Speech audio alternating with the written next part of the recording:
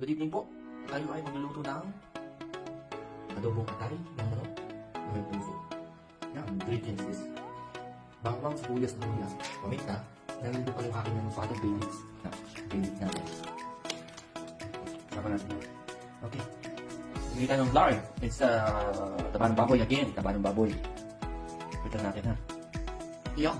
Ang lalagay natin ang ating lard. Yan ang ating ano. Kung sa mga kabataan, oo.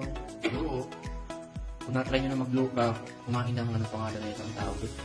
Mantikang baboy at saka uyo. Yan, masarap yun. Ganun ang luto. Ganun nung kinakain ko dati. Yan, ano natin. Ang bawang. Ang sunod, golden brown. Ang sumamay naman siya. Hirap na ako. Sorry.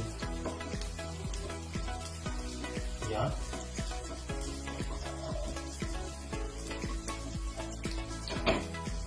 Sibuyas.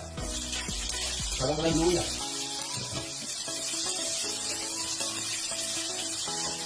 Sinahin natin ang puso ng manok. Ayan. Sinahin natin ang